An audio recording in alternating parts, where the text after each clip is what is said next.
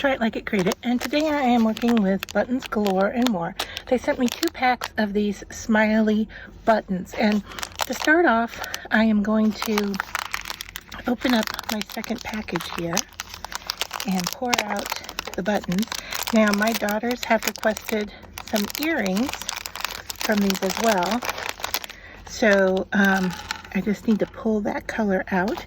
So this is what I have for a light green pair of earrings. We're going to do a bead like that with it.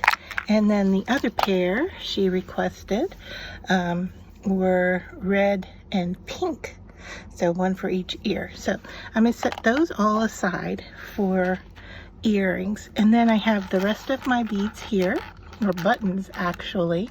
And then I have some stretchy magic, and I have silver beads, which we're really not going to see very much of, but I'm using them as filler to help space out the buttons. So let me get set up. Oh, and then I have an embroidery needle that I'm going to use for threading. So let me get set up with the beads and with the stretch magic, and then I'll come back and show you how I'm going to thread these in place. All right, so let me get you straightened out here. I have cut my stretch magic to be about 11 inches long. Now, I'm not going to need all this, and we're going to tie it in a knot, and it's pretty darn thick. So I don't think I'm going to need a needle. The size I am using here is 1.5 millimeters or 0.059 inches. So I'm going to start by threading on a button, and then I'm going to grab a couple of beads here, and I think what I'm going to need is about 3 beads. So fortunately that they just fit on this stretchy cord.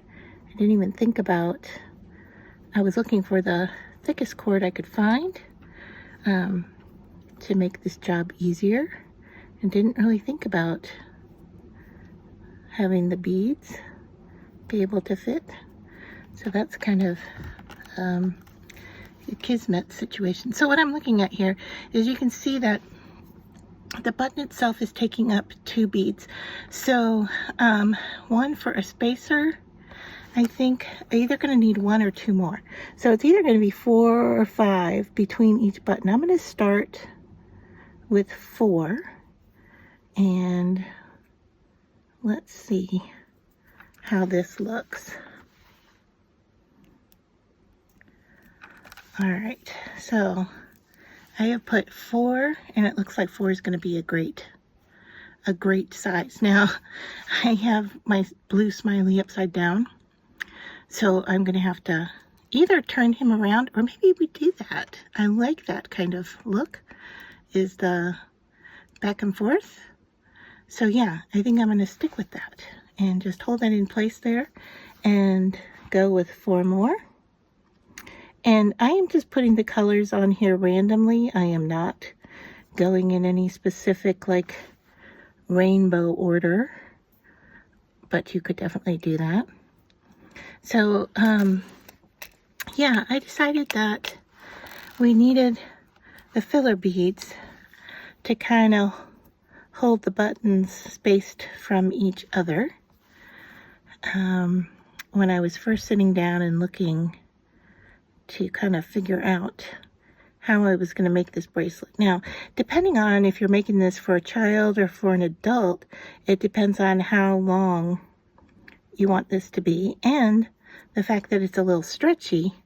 You know, you probably just want it to fit tight around the wrist, and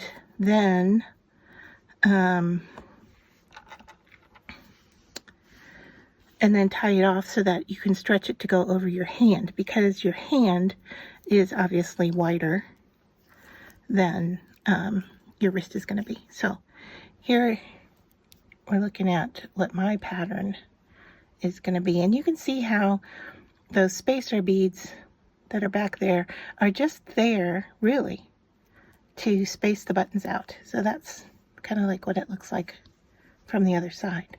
So no matter which side you wear up, they look nice, don't you think? So yeah, I'm just going to continue on with my pattern, and then I'll show you how I will finish this off when I get done.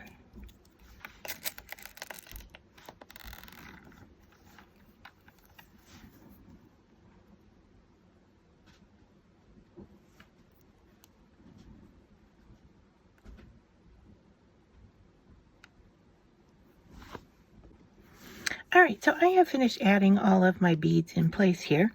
And to show you start to finish, this is my start side, and I have this one smile going one direction and the one on the other end going the other direction. Because I chose to do mine up and down, I needed to add a little bit extra on. The other thing I needed to do was end one side with the button and end the other side with the beads, so that when these are joined together, it's just one continuous pattern around.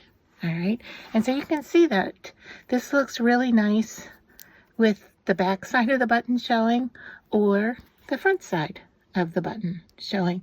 So the other thing is that I chose the 4 beads to go between each button, which gives it just a little bit of space, and you can see a little bit of silver in between there. And I like that look. If you want yours to touch, you may find that you only need 3 beads, or different, depending on what size beads you choose to use there, if you want them tighter. So this is going to be for an adult wearer, and I can tell you that my length here is just over, it's close to 8 inches. It's close to 8 inches. 7.5 is a really nice length for an adult bracelet. And so what I'm going to do here is now tie this in the ends here in a knot and give it a good pull. And then what I'm going to do is manipulate this a little bit so that I am